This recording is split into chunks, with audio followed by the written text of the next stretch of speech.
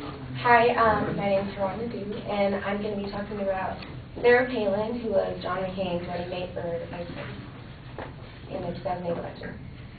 So I'm sure all of you guys are familiar with the past 2008 election and the different people that were involved in the campaign processes. People like Barack Obama, Joe Biden, and John McCain were all people who, to the public, seemed worthy of being in the election. However, Sarah Palin was one who lacked many of the essential attributes that a vice president, or a politician for that matter, is apt to have, which made her stand out as inferior to everyone else in the campaign. So with that said, this leads me to my claim, which states that Sarah Palin will never be elected president. Because, one, presidential elections are based on a thorough understanding of national politics. Two, the public believes that she's mentally incompetent. And number three, politicians have prestigious educational experience, and a sufficient education for a presidential position is something she lacks. So back to my first supporting claim, presidential elections are based on a thorough understanding of national politics. So most of you guys know that she was governor of Alaska, and Alaska isn't really a state that receives much national attention, attention in national politics.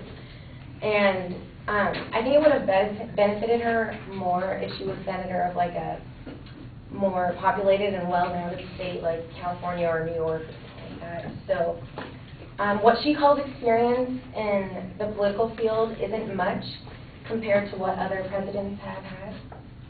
And so with that said, I feel that being governor of Alaska isn't enough preparation to run a country as president. Therefore, people wouldn't deem it appropriate to elect her. And also, she wrote a book called Going Rogue, and it's basically a memoir of payback to the McCain campaign. And in her book, she talks about how she depicts the McCain campaign as overscripted, defeatist, disorganized, and dunderheaded. So clearly, by making that statement, she's unable to realize the significance and intensity and the hard work put into running a presidential campaign. And so, moving on to my next supporting claim, the public believes that she's mentally incompetent. So I'm sure most of you guys saw the whole scoop on SNL, Saturday Night Live, of how they had Tina Fey playing her, and they're just making fun of how uninformed she was. And also the media has publicized some of her quotes in mockery of her and her ignorance. So Daniel Kurtzman is a reporter who reported the many quotations, gaffes, and lies said by Sarah Palin, and has called them Sarah Palinisms. So I'd like to read you guys one. If the media convince enough voters that that is negative campaigning for me to call Barack Obama out on his associations, then I don't know what the future of our country would be in terms of First Amendment rights and our ability to ask questions without fear of attack in the mainstream media.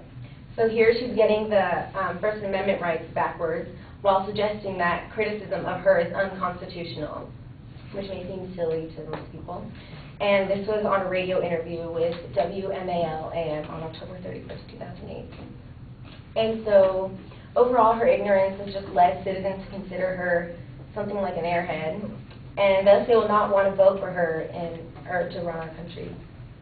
And my third supporting claim is most politicians have prestigious educational experience, and a sufficient education for a presidential position is something she lacks. So sources revealed that she joined the Hawaii Pacific College in Honolulu after graduating from high school in 1982, and then transferred to North Idaho College after attending just one semester. And then she moved to the University of Idaho in 1984, where she only attended 2 semesters. And then returned to Alaska and attended a local college for just 1 term, and was back again to University of Idaho in 1986. So it's clear that she wasn't consistent in her educational process. So lack of consistency can be detrimental to someone who's trying to run for president or run a country that's one of the most powerful in the world. And Rosemary Batchelor even points out in his article, A Century of U.S. President Qualifications, that 8 out of the past 17 presidents have had either a Harvard or Yale degree, So they're very informed and have good education and stuff. So, in conclusion, appropriately in his article published on November 14, 2009, Michiko Kakutani mentions that a CNN poll taken last month indicates that 7 out of 10 Americans now think that Sarah Palin is not qualified to be president. So unless people can look beyond her excess imperfections, I believe that Sarah Palin will never be elected president because, 1, presidential elections are based on a thorough understanding of national politics, and her experience in what she deems appropriate preparation for a presidential position is not enough. And number 2, the public believe that she's mentally incompetent. And number 3, politicians have prestigious educational experience, and a sufficient education for a presidential position is something that she lacks. And that's it. Thank you.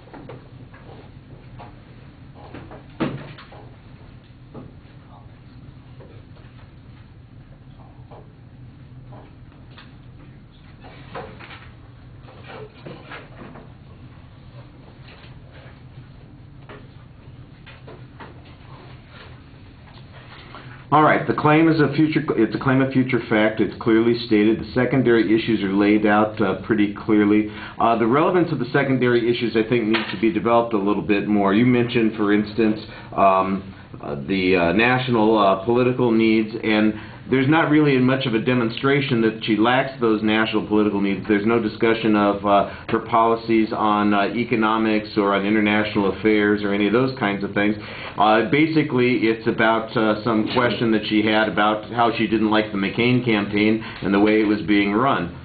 I'm not exactly sure that that shows that she doesn't have a grasp of national political issues. I think there are examples that you could point to of things that she said, or policies that she's taken, or positions that she's taken since the election that might show that that she doesn't have the kind of grasp that you're talking about. But the proof that you used, I didn't really think was particularly convincing on that point. The second point about how people view her mentally incompetent, well, the fact that she's been lampooned and made fun of, I don't think that that shows that she's mentally incompetent or that people believe that, because plenty of people get satirized, and I don't think that people make that assumption.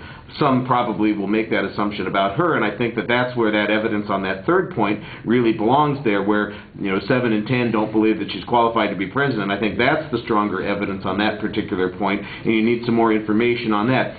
The other thing that I think that you're missing is maybe a good analysis of the political system that's going on right now. In other words, you're only likely to elect a president from one of the two parties. She's certainly not going to be the nominee of the Democratic Party. The question is, could she be the nominee of the Republican Party? And I think there are better arguments than the fact that she gets made fun of on Saturday Night Live that suggest that she wouldn't get the nomination than, there are better things like competing candidates, whether or not people in the political party see her as being a serious candidate, how they perceived her involvement in the campaign. Some of them blame her for the failure of the McCain campaign, that kind of stuff. The thing about experience, I think that there's a good argument to be made there, but I don't think that you develop it enough. And, I mean, basically your only argument is that, well, Alaska's a state that people don't know much about, so therefore she can't be experienced. I think that that's a little bit problematic here. There's just... there's got to be a better argument there. That there's no national security issues or international affairs that are affected by, that Alaska is going to be involved with. I think those would be better arguments to be making on that particular point. And then, the other thing that I think is a little odd, the whole college education thing, well, if we go by the standard that you've got, we should only be electing presidents from Harvard and Yale, which means that 99.999% of the public will never get elected president, because very few people go to Harvard and Yale.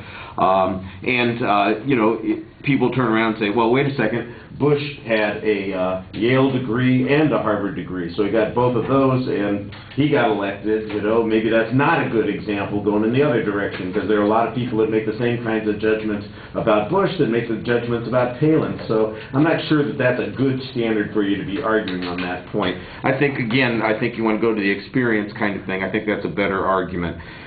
Also, like I said about the political environment here, I think there are stronger arguments to be made there. On the other hand, who knows?